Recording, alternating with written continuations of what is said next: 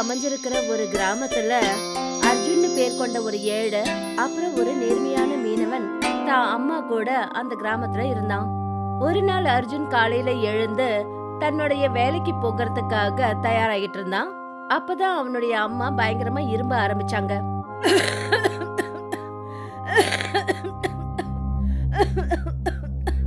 என்னாச்சுமா? நானும் கொஞ்ச நாளா பார்த்துட்டு தான் இருக்கேன். நீங்க அடிக்கடி இருமிக்கிட்டே இருக்கீங்க. நீங்க நல்லா இருக்கீங்கல்ல? கண்ணா, இப்ப எனக்கு வயசு ஆகிக்கிட்டே இருக்குப்பா. வயசான காலத்துல இரும்பலுங்கிறது சாதாரண விஷயம் ஆயிடுச்சுப்பா. அர்ஜுன் தன்னோட அம்மாவோட கைய பிடிச்சான். அப்பதான் அவங்களுக்கு ஜுரம் இருக்கிறத உணர்ந்தான். அட அம்மா, உங்களுக்கு ஜுரம் அடிக்குதே. நீங்க கவலைப்படாதீங்க, நான் திரும்ப வரும்போது உங்களுக்காக மாத்திரை வாங்கிட்டு வரேன். இப்படி சொல்லிட்டு அர்ஜுன் வலையை எடுத்துக்கிட்டு வீட்டை விட்டு வெளியே புறப்பட்டு போனான். அர்ஜுன் கரையோரத்துல உட்காந்துக்கிட்டு ரொம்ப வெறுப்புல இருந்தான்.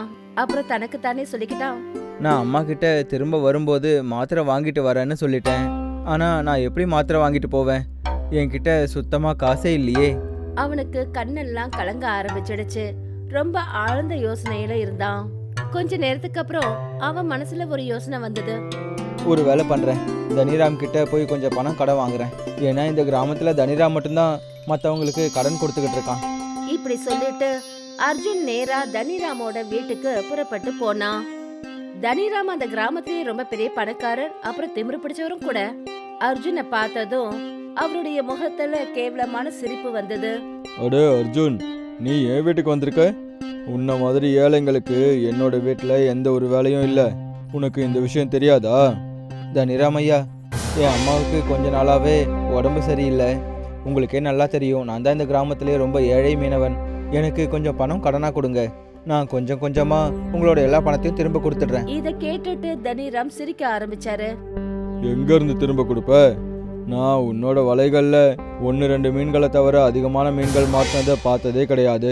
ஒரு நாளைக்கு உனக்கும் உங்க அம்மாவுக்கும் சாப்பிட்றதுக்கு தேவையான மீன்கள் மட்டும்தானே உன் வலையில கிடைக்குது. அது மட்டும் இல்லாம உன்ன மாதிரி ஆளுங்களுக்கு நான் கடன் கொடுக்க மாட்டேன். வட்டியை யாரால சரியா கொடுக்க முடியுமோ அவங்களுக்கு மட்டும்தான் நான் கடன் கொடுப்பேன். உன்னோட நிலைமை உனக்கே தெரியும்ல, உன்னால கடனை திரும்ப கொடுக்க முடியாது. ஒழுங்கா இங்க இருந்து கிளம்பு. தனிராம் அர்ஜுனை அவமானப்படுத்தி வீட்டை விட்டு வெளியே அனுப்பிட்டாரு. அர்ஜுன் ரொம்பவே மனசு உடைஞ்சு போய் மறுபடியும் கடற்கரை ஓரத்துக்கு போனான். அப்புறம் வலைய கடல்ல வீசினான். கொஞ்ச நேரத்துக்கு அப்புறம் அவனுடைய வலையில ஒரு மீன் மாட்டுச்சு. ஒருவேளை இன்னைக்கு என்னோட வலையில இந்த ஒரு மீனுக்கு பதிலா வேற ஏதாவது மீன் வந்திருக்கலாம். அப்போ நான் அதை விற்று கொஞ்சம் பணத்தையாவது சேர்த்து வச்சிருப்பேன். ரொம்ப கவலையோட தன்னுடைய வீட்டை நோக்கி போக ஆரம்பிச்சான். என்னப்பா ஆச்சு கண்ணா? எனக்காக மருந்து ஏதாவது வாங்கிட்டு வந்தியா? அர்ஜுனோட கண்ணு கலங்க ஆரம்பிச்சது. அவனுடைய அம்மா எல்லாத்தையும் புரிஞ்சுக்கிட்டாங்க. ஒன்னும் பெரிய பிரச்சனை இல்லப்பா, நீ கவலைப்படாத. அப்புறம் எனக்கு ஒன்னும் பயப்படுற மாதிரி எந்த நோயும் கிடையாது. இதெல்லாம் வயசான காலத்துல ஏற்படுறதுதான். நம்மள மாதிரி ஏழைங்களோட வியாதிகள் மருந்து இல்லாம கூட சரியாயிடும்பா கண்ணா. அர்ஜுன் எதுவுமே பேசல. ரொம்ப அமைதியா போய் கட்டில படுத்துட்டான். மறுநாள் அர்ஜுன் மறுபடியும் கடற்கரைக்கு மீன் பிடிக்கிறதுக்காக புறப்பட்டு போனான். காலையில இருந்து சாயந்தரம் வரைக்கும் அவன் வலைய போட்டு உட்கார்ந்துருந்தான். ஆனா ஒரு மீன் கூட மாட்டல. ஐயோ கடவுளே, இன்னைக்கு என்னோட வலையில ஒரு மீன் கூட மாட்டவே இல்லையே. ஒருவேளை இன்னைக்கு எதுவும் இல்லாம வீட்டுக்கு போனா நானும் என் அம்மாவும் பசியோட தூங்க வேண்டியதா இருக்குமே. அந்த நொடியே அவனோட வலையில ஒரு மீன் வந்து மாட்டுச்சு. சரி, குறைஞ்சது என்னோட அம்மாவாவது இன்னைக்கு பசியோட தூங்க மாட்டாங்க. அப்பதான் அந்த மீன் மனித குரல்ல என்ன சொல்லுச்சுன்னா, என்ன விட்டுடு. ஐயோ கடவுளே, இந்த மீனால எப்படி மனுஷங்க மாதிரி பேச முடியுது? ஒருவேளை இது ஏதாவது ராட்சசன் இல்ல பிசாசா இருக்குமோ? நான் ஒண்ணு ராட்சசியும் கிடையாது, பிசாசும் கிடையாது. நான் ஒரு மாய மீன். ரொம்ப யோசிக்காத. அப்படி நீ என்னை விட்டுட்டீனா நான் உனக்கு விலை மதிப்பற்ற முத்து கொடுக்குறேன். அதை வச்சு நீ உன் அம்மாவுக்கு வைத்தியம் பார்க்கலாம். என் அம்மாவுக்கு உடம்பு சரியில்லைன்னு உனக்கு எப்படி தெரியும்? நான் ஒரு மாய மீன். யாரை பார்க்கறேனோ அவங்களுடைய கடந்த காலம் என் கண்ணுக்கு தெரிஞ்சிடும். அர்ஜுனோட கண்கள்ல இருந்து கண்ணீர் வர ஆரம்பிச்சது. ஒருவேளை நீ எனக்கு முத்து கொடுக்கலனாலும் நான் உன்னை கண்டிப்பா கடல்ல திரும்ப விட தான் போறேன். அர்ஜுன் அந்த மீனை மறுபடியும் கடல்ல விட்டுட்டான். அதோட கண்கள்ல இருந்து வண்ணமயமான கதிர்கள் வந்தது. அப்புறம் அர்ஜுனுக்கு முன்னாடி புதுசா விலையுயர்ந்த ஒரு முத்து தோன்றுச்சு. கடல் அலைகள்ல மீன் நீந்தி நீந்தி அவனோட கண்ணுக்கு முன்னாடியே போய் மறைஞ்சது. இது ரொம்ப விலை உயர்ந்த முத்தாச்சே, இது நிறைய விலைக்கு தான் விற்கும். அர்ஜுன் ரொம்ப அமைதியா அந்த முத்தை எடுத்துக்கிட்டு தன்னோட வீட்டுக்கு போனான். அப்புறம் தன்னோட அம்மா கிட்ட அந்த முத்தை காட்டி நடந்த விஷயங்களை சொன்னான். இந்த விஷயத்த பத்தி யாருக்கிட்டயும் சொல்லாதப்பா கண்ணா. அப்புறம் இந்த முத்தை நல்ல கடையில கொண்டு போய் வித்துரு.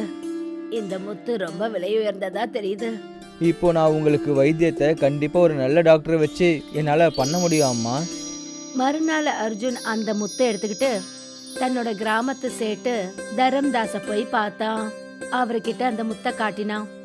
சேட் தரம்தாஸ், எனக்கு இந்த முத்துக்கு நீங்க என்ன விலை கொடுப்பீங்க? சேட்டு தரம்தாஸ் அந்த முத்தை பார்த்ததும் ஆச்சரியப்பட்டாரு. அர்ஜுன், இந்த முத்து உனக்கு எங்க இருந்து கிடைச்சது? அது உங்களுக்கு எதுக்கு? அந்த முத்து எனக்கு எங்க கிடைச்சா உங்களுக்கு என்ன? இப்போ இது என்னோடதுன்னு மட்டும் நினைச்சுக்கோங்க. சேட்டு தரம்தாஸ் மனசுல பேராசை வந்துடுச்சு. அவர் மனசுல என்ன சொன்னார்னா, இந்த முத்து ரொம்ப விலை மதிப்பானது. இதோட விலை என்னன்னு இந்த முட்டாளுக்கு கண்டிப்பா தெரிஞ்சிருக்காது. இவனுக்கு கொஞ்சமா பணம் கொடுத்து இங்க இருந்து அனுப்பி வச்சிடலாம். சேட்டு தரம்தாஸ் அர்ஜுன் கிட்ட கொஞ்சம் பணத்தை எடுத்து கொடுத்தாரு. அர்ஜுன் அந்த பணத்தை பார்த்துட்டு சொன்னா, இந்த முத்தோட மதிப்பு ரொம்ப அதிகமா இருக்கும்னு தான் நான் நினைச்சேன். என்னால உனக்கு இதுக்கு இந்த விலை தான் கொடுக்க முடியும். அர்ஜுன் கொஞ்ச நேரம் யோசிக்க ஆரம்பிச்சான். சரி, எனக்கு இப்போதைக்கு இந்த பணமே போதுமானது. ஏன்னா இப்போ நான் என் அம்மாவுக்கு வைத்தியம் பார்க்கணும். இப்படி சொல்லிட்டு அர்ஜுன் சேட்டு தரம்தாஸ் கிட்ட அந்த முத்தை கொடுத்துட்டு பணத்தை வாங்கிக்கிட்டு அங்கிருந்து போயிட்டான். அப்புறம் அவங்க அம்மாவுக்கு வைத்தியம் பார்க்க ஆரம்பிச்சான். மறுநாள் சேட்டு தரம்தாஸ் அந்த முத்தை எடுத்துக்கிட்டு தனிராம் கிட்ட போனாரு. தனிராம், என்கிட்ட உனக்காக ஒன்று இருக்கு. அந்த முத்தை தனிராம் கிட்ட கொடுத்தாரு. இது ரொம்ப அற்புதமான விலை உயர்ந்த முத்து மாதிரில தெரியுது. இது உன்கிட்ட எப்படி வந்துச்சு? சேட்டு தரம்தாஸ் சிரிச்சுக்கிட்டே என்ன சொன்னார்னா, இந்த விஷயத்த நான் உங்ககிட்ட சொன்னா உங்களால நம்பவே முடியாது. இந்த முத்தை எனக்கு யார் கொடுத்தா தெரியுமா? யாரு கொடுத்தது? இந்த முத்தை எனக்கு இந்த கிராமத்திலே ஏழை மீனவன் அர்ஜுன் தான் கொடுத்தான். தனிராம் அதை கேட்டதும் அதிர்ச்சி ஆனாரு. அர்ஜுனா? அந்த அர்ஜுன் தானே நேற்று மதியானம் என்னோட வீட்டுக்கு கடன் கேட்டு வந்திருந்தான். அவன்கிட்ட இவ்வளோ விலை உயர்ந்த முத்து எங்கேருந்து கிடைச்சிது? அது எனக்கு தெரியாது. ஆனா நான் அந்த முட்டாளுக்கு ரொம்ப குறைவான பணத்தை கொடுத்து அனுப்பி வச்சிட்டேன். நகரத்துல இந்த முத்து லட்சக்கணக்கில் விற்கும். உனக்கு தான் நகரத்துல தெரிஞ்சவங்க நிறைய பேர் இருக்காங்கல்ல. நீ இதை வித்துடு. எவ்வளோ லாபம் கிடைக்குதோ அதை நாம 2 பேரும் பாதி பாதி எடுத்துக்கலாம். ஆனா அவரோட மனசுல பேராசை ஏற்பட்டுச்சு. ஒரு வேலை பண்ணு தரம்தாஸ், அர்ஜுனை கண்காணிச்சுக்கிட்டே இரு. ஒருவேளை அவன்கிட்ட இன்னொரு முத்து இருக்கலாம்ல. ஒருவேளை அவன் நகரத்துக்கு போயிட்டான்னா அப்புறம் இதோட உண்மையான விலை என்னன்னு அவனுக்கு தெரிஞ்சிடும். அப்புறம் அவன் நம்மளை விட பெரிய பணக்காரன் ஆயிடுவான். நீ ரொம்ப சரியா சொல்ற. இனிமே நான் அர்ஜுனை கவனிச்சுக்கிறேன். இப்படி சொல்லிட்டு சேட் தரம்தாஸ் அந்த இடத்த விட்டு போனாரு. கொஞ்ச நாள் ஆயிடுச்சு. அர்ஜுனோட அம்மா முழுமையா குணமாயிட்டாங்க. ஒரு நாள் அர்ஜுன் மறுபடியும் வலைய எடுத்துக்கிட்டு கடற்கரைக்கு போனான். அந்த வலையை அவன் வீசின உடனே அடுத்த நிமிஷமே அவனுடைய வலை ரொம்ப வெயிட் ஆயிடுச்சு. இன்னைக்கு என்னோட வலையில நிறைய மீன்கள் கிடைச்சிருக்குன்னு நினைக்கிறேன். அவன் அந்த வலைய வெளியே எடுத்த உடனே அவனுக்கு அப்படியே ஒரே ஆச்சரியமாயிடுச்சு. அந்த வலை மொத்தமும் முத்துக்கள் நிறைஞ்சிருந்தது. என்ன இது? என்னோட வலையில அந்த மாய மீன் கொடுத்த அதே மாதிரியான முத்துக்கள் இருக்கு. பலன்னு மின்னுற அந்த முத்துக்களை பார்த்து அர்ஜுன் அதிர்ச்சி ஆயிட்டான். இனிமே இந்த முத்துக்களை நான் கிராமத்துல விற்க மாட்டேன். இதை நகரத்துக்கு கொண்டு போய் விற்கணும். அப்போதான் என்னால பெரிய பணக்காரனாக முடியும். அர்ஜுன் முத்துக்கள் எல்லாத்தையும் எடுத்துக்கிட்டு வீட்டுக்கு போனா அதை அவங்க அம்மா கிட்ட காட்டினான். அம்மா, இன்னைக்கு என்னோட வலையில மீன்கள் கிடைக்கல, ஆனா இந்த விலையுயர்ந்த முத்துக்கள் கிடைச்சதுமா. அதை பார்த்ததும் அவங்க அம்மாவுக்கு ரொம்ப ஆச்சரியமாயிடுச்சு. அதே சமயம் தற்செயலா சேட் தரம்தாஸ் அங்க வந்து சேர்ந்தாரு. அடே அர்ஜுன், உனக்கு இந்த நிறைய முத்துக்கள் எங்க இருந்து கிடைச்சது? இந்த முத்துக்கள் எங்க கிடைச்சதுன்னு உங்களுக்கு என்ன வந்துச்சு? இந்த முத்துக்கள் என்னோடது. என்னால இனிமே இதை உங்களுக்கு விற்க முடியாது. போன தடவை நீ எனக்கு ரொம்ப குறைவான பணம் தான் கொடுத்த. என்னோட கட்டாயத்தால நான் அதை உனக்கு வித்துட்டேன். ஆனா இப்போ என்னால இதை உனக்கு விற்க முடியாது. சேட்டு தரம்தாஸுக்கு கோபம் அப்புறம் பொறாம வந்தது. அப்புறம் அங்கிருந்து நேரா தனிராமோட வீட்டுக்கு போனாரு. சேட்டு தரம்தாஸ் ரொம்ப கோபத்தோட தனிராமோட வீட்டுக்கு போனாரு. அப்புறம் அவர்கிட்ட நடந்த விஷயங்கள் எல்லாத்தையும் சொன்னாரு. தனிராம், அர்ஜுன் கிட்ட அதே மாதிரியான முத்துக்கள் இருக்கிறத நான் பார்த்துட்டு தான் வரேன். அதுவும் ரொம்ப அதிகமா இருக்கு. அதோட விலை குறைஞ்சபட்சம் கோடி கணக்குலயாவது இருக்கும். இத கேட்டதும் தனிராம் ரொம்ப அதிர்ச்சியானாரு. எனக்கும் இந்த சந்தேகம் இருந்துச்சு, அதுவும் சரியாயிடுச்சு. நீ தான் அவன்கிட்ட அந்த அளவுக்கு அதிக முத்துக்களை பார்த்தல்ல, நீ ஏன் அதை அவன்கிட்ட இருந்து பறிக்காம வந்த? உனக்கு என்ன பைத்தியமா? என்னால எப்படி அதை பறிக்க முடியும்? ஒருவேளை நான் அதை அவன்கிட்ட இருந்து பறிச்சிருந்தா அவன் கத்த ஆரம்பிச்சிருப்பான். அப்புறம் எல்லாரும் என்ன திருடன்னு சொல்லுவாங்க. ஏதாவது ஒன்று பண்ணி அந்த முத்துக்களை பறிக்கிறதுக்கான வழியை தேடி கண்டுபிடி. தனிராம் ரொம்ப ஆழ்ந்து யோசிக்க ஆரம்பிச்சாரு. கொஞ்ச நேரத்துக்கு அப்புறம் அவருடைய கண்கள்ல பிரகாசம் ஏற்பட்டுச்சு. என்கிட்ட ஒரு வழி இருக்கு. நாம இன்னைக்கு அர்ஜுனோட வீட்டில் போய் கொள்ளையடிச்சிட்டா என்ன, அப்புறம் நிரந்தரமா அவனை நம்மளோட வெளியிலிருந்து விலக்கிடலாம். அப்படி பண்ணா அந்த முத்துக்களும் நமக்கு சொந்தமாகும். அப்புறம் மக்கள் என்ன நினைப்பாங்கன்னா, கொள்ளைக்காரங்க அர்ஜுனோட வீட்டில் திருடிட்டு அவங்கள கொன்னுட்டாங்கன்னு நினைப்பாங்க. நீ ரொம்ப சரியா சொல்ற. இப்படி பண்றது தான் எல்லாருக்கும் சரியா இருக்கும். ராத்திரி சமயம் அர்ஜுன் தூங்கிக்கிட்டு இருந்தான். அப்பதான் 2 முகமுடி போட்டவங்க அவங்க வீட்டுக்குள்ள நுழைஞ்சாங்க. அர்ஜுன் அதிர்ச்சியாகி எழுந்து உக்காந்தான். அப்புறம் அந்த முகமுடிக்காரங்களை பார்த்துட்டு என்ன சொன்னான்னா, நீங்க 2 பேரும் யாரு? அந்த 2 முகமுடிக்காரங்களும் எந்த ஒரு பதிலும் சொல்லல. அப்புறம் நேரா அந்த இடத்துக்கு போனாங்க. அங்கதான் முத்துக்கள் நிறைஞ்ச பை இருந்தது. ஒரு முகமுடிக்காரன் அந்த மூட்டையை எடுத்தான். அப்புறம் 2 பேரும் அங்கிருந்து ஓட ஆரம்பிச்சாங்க. அப்பதான் அர்ஜுனோட அம்மா கண் விழிச்சாங்க. கண்ணா அர்ஜுன், நம்ம வீட்ல என்னப்பா நடக்குது? 2 கொள்ளைக்காரங்க திடீர்னு நம்ம வீட்டுக்குள்ள வந்துட்டாங்க. அப்புறம் அந்த முத்துக்களை எடுத்துட்டு இங்கிருந்து ஓடிட்டாங்க. நான் அவங்கள துரத்திட்டு போறேம்மா. வேண்டாப்பா கண்ணா, உன்னோட உயிருக்கு ஆபத்தா இடப்போகுது. அர்ஜுன் அவங்க அம்மா சொன்னதை கேட்கல.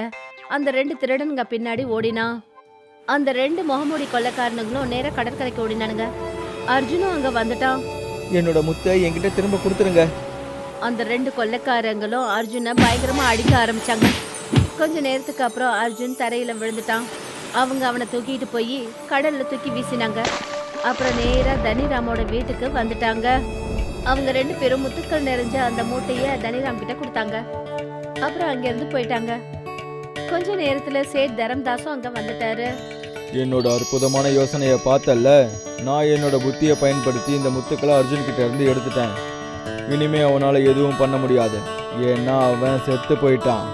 என்னோட ஆளுங்க அவனை கொலை பண்ணி கடல்ல தூக்கி போட்டுட்டானுங்க. இப்படி சொல்லிட்டு தனிராம் பயங்கரமா சிரிக்க ஆரம்பிச்சாரு. பாவம் அர்ஜுனோட அம்மா அங்க இருந்து கடற்கரைக்கு ஓடி வந்தாங்க. அலைகள் பயங்கரமா வந்துட்டு இருந்தது.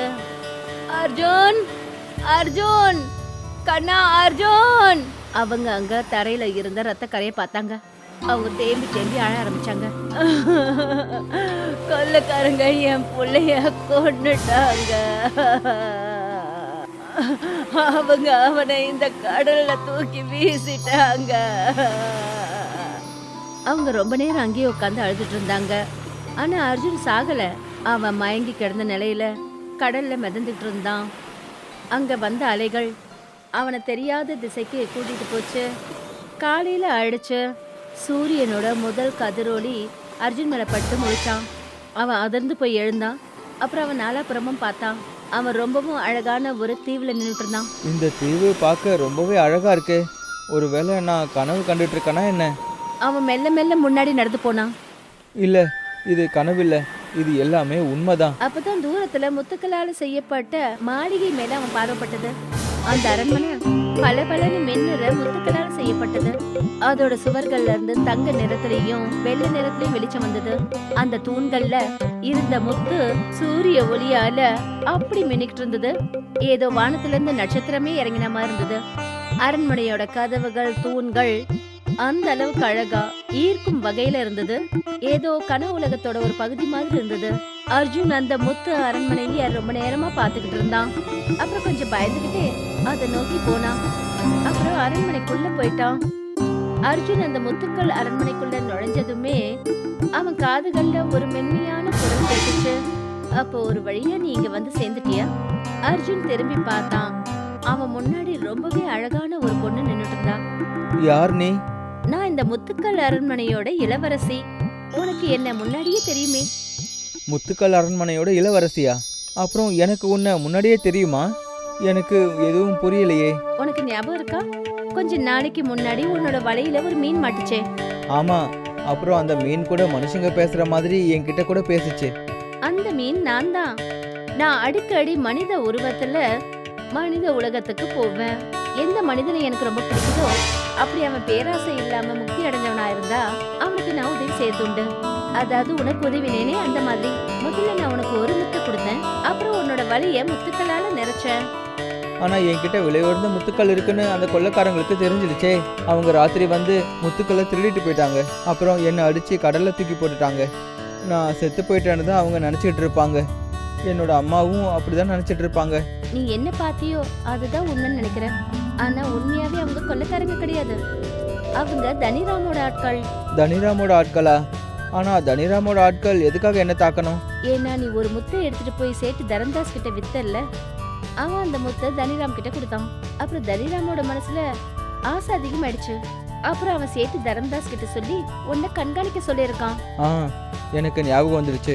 முத்துக்கள் நிறைஞ்ச அந்த பைய வீட்டுக்கு எடுத்துட்டு போகும்போது அப்போ சேட்டு தரம்தாஸ் திடீர்னு என்னோட வீட்டுக்கு வந்தாரு. அவன் தான் எல்லாத்தையும் தனிராம் கிட்ட சொன்னான்.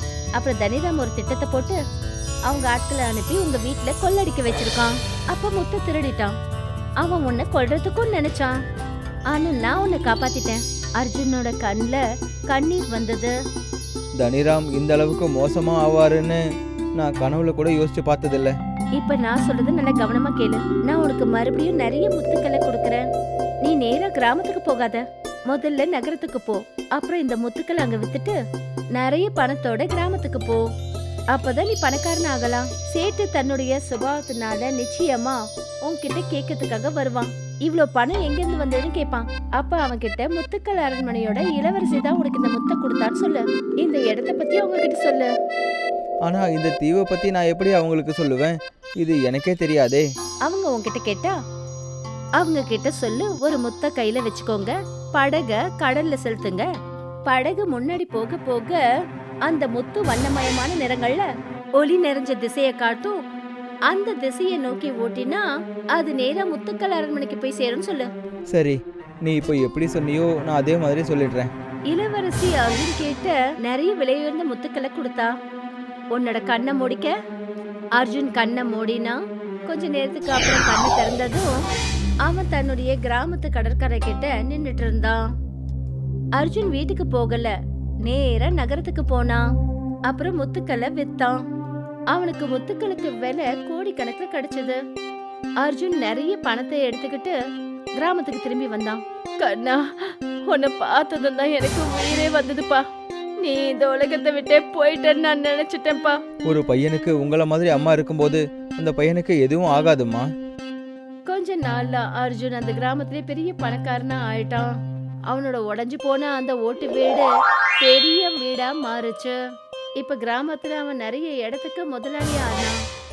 இதெல்லாம் பார்த்துட்டு தனிராம் தனக்கு தானே பொறாமப்பட்டான். அர்ஜுன் தான் செத்து போயிட்டான்ல, அவன் எப்படி திரும்பவும் இங்க வந்தான்? அப்புறம் ரொம்ப ஆச்சரியமான விஷயம் என்னன்னா, அவன் ஒரு பெரிய பணக்காரனா வந்திருக்கான். அவனுக்கு இவ்வளோ பணம் எங்கேருந்து வந்துச்சுன்னு எதுவும் எனக்கு புரியவே மாட்டேங்குது. சரி வா, நம்ம அர்ஜுன் கிட்டேயே போய் கேட்கலாம். அவன் ஒரு சாதாரண மனுஷன். அவன் நம்ம கிட்ட கண்டிப்பா இதெல்லாம் எப்படி அவனுக்கு கிடைச்சதுன்னு சொல்லி தானே ஆகணும். மறுநாள் தனிராமும் சேட்டு தரம்தாஸும் அர்ஜுனோட வீட்டுக்கு போனாங்க. அப்புறம் அவங்க கிட்ட ரொம்ப இனிமையா பேச ஆரம்பிச்சாங்க. இப்போ நீ எங்க 2 பேருக்கும் சமமானவன் ஆயிட்ட. சொல்லுங்க, உங்க 2 பேருக்கும் என்ன வேணும்? தனிராம் சேட்டு தரம்தாஸை நோக்கி பார்த்தாரு. அப்புறம் சிரிச்சுக்கிட்டே அர்ஜுன் கிட்ட என்ன சொன்னாருன்னா, இங்க பாரு அர்ஜுன், கொள்ளைக்காரங்க உன்னை கொலை பண்ணிட்டதா கிராமத்துல தகவல் பரவிச்சு. அப்புறம் எப்படி நீ தப்பிச்சு வந்த? அது மட்டும் இல்லாம உன்கிட்ட திடீர்னு இவ்வளோ பணம் எங்கேருந்து வந்துச்சு? சேட்டு, நீங்க ரொம்ப சரியா சொல்றீங்க. இப்போ நாம சமமானவங்களாயிட்டோம். அதனால நான் உங்ககிட்ட எதையுமே மறைக்க மாட்டேன். அப்புறம் அவங்க கிட்ட முத்து மாளிகையோட இளவரசி என்ன சொல்ல சொன்னாலோ அதையே தான் அர்ஜுன் சொன்னான். அப்படின்னா நிஜமாவே கடலுக்கு நடுவுல ஒரு தீவுல முத்து மாளிகை இருக்கா? அதுல ஒரு ராஜகுமாரியும் இருக்காங்களா? அவங்க தான் உனக்கு இந்த முத்துக்களை கொடுத்தாங்களா? நான் ஏன் உங்ககிட்ட போய் சொல்ல போறேன்? உங்களுக்கு என் மேல நம்பிக்கை இல்லைன்னா நீங்களே போய் பாருங்களேன். தனிராமும் சேட்டு தர்மதாஸும் அர்ஜுன் வீட்டை விட்டு வெளியே வந்தாங்க. அவங்க ஒரு படகை ஏற்பாடு பண்ணாங்க. அப்புறம் அவங்க கையில இருந்த முத்தோட உதவியால கடல்ல போக ஆரம்பிச்சாங்க. கொஞ்ச நாளைக்கு அப்புறம் அந்த முத்து மின்ன ஆரம்பிச்சது. அப்புறம் வண்ணமயமான கதிர்களால பாதை தெரிய ஆரம்பிச்சது. அவங்க அதே திசையில படகை செலுத்தினாங்க. அப்புறம் கடைசியில முத்து தீவுக்கு போய் சேர்ந்துட்டாங்க. அந்த இடத்துல ஒரு பெரிய முத்து அரண்மனை தெரிஞ்சது. அப்படின்னா அர்ஜுன் சொன்னது எல்லாமே உண்மைதான். என்னால இப்பவும் நம்பவே முடியல. என் கண்ணு முன்னாடி இருக்கிறது இந்த அற்புதமான முத்து மாளிகை தானா? சரி வா, நம்ம உள்ள போய் பார்க்கலாம். தனிராமும் சேட்டு தரம்தாஸும் அந்த அரண்மனைக்குள்ள போனாங்க. அப்பதான் முத்து அரண்மனையோட இளவரசி அங்க வந்தா. நீதான் இந்த முத்து மாளிகையோட ராஜகுமாரியா? ஆமா, அது நான் தான். அப்படின்னா எங்களுக்கோ அர்ஜுனுக்கு கொடுத்த மாதிரி அதிக முத்துக்கள் கொடு. அதோட அதை விட அதிகமாகவும் கொடுக்கணும். உடனே இளவரசியோட கண்கள்ல இருந்து வண்ணமயமான கதிர்கள் வெளியே வந்தது. தனிராமும் சேட்டு தரம்தாஸும் ஒரு சிறையில சிறை வைக்கப்பட்டாங்க. நீ என்ன பண்ணிட்டு இருக்க? அர்ஜுனுக்கு உன்னை பத்தி எல்லாம் தெரிஞ்சு போச்சு. நீங்க 2 பேரும் சேர்ந்து அவங்க வீட்ல இருந்து முத்தை கொள்ளடிச்சிங்க. அவனை கொல்றதுக்கும் முயற்சி பண்ணிருக்கீங்க. அவன் தான் உங்களை வேணுமே இங்க வர வச்சது. என்ன? உங்க பேராசனால நீங்க மாட்டிக்கிட்டீங்க. நீங்க அர்ஜுன் கிட்ட இருந்து அந்த முத்துக்களை பறிக்க பார்த்திருக்கீங்க. அது உங்களுக்கானது கிடையாது. நீங்க செஞ்ச பாவத்துக்கான தண்டனையை அனுபவிச்சு தான் ஆகணும். இனிமே நீங்க இந்த சிறையில தான் அடப்பட்டு கிடக்க போறீங்க. எங்களை விட்டுடு, நாங்க தப்பு பண்ணிட்டோம். இல்ல, நீங்க செஞ்சதுக்கான விளைவு இதுதான். இப்படி சொல்லிட்டு முத்து அரண்மனையோட இளவரசி இங்கிருந்து போயிட்டா. இந்த இடத்துல தான் அவங்களோட பேராசை கதை முடிஞ்சது. அப்புறம் நியாயம் நிறைவேறுச்சு.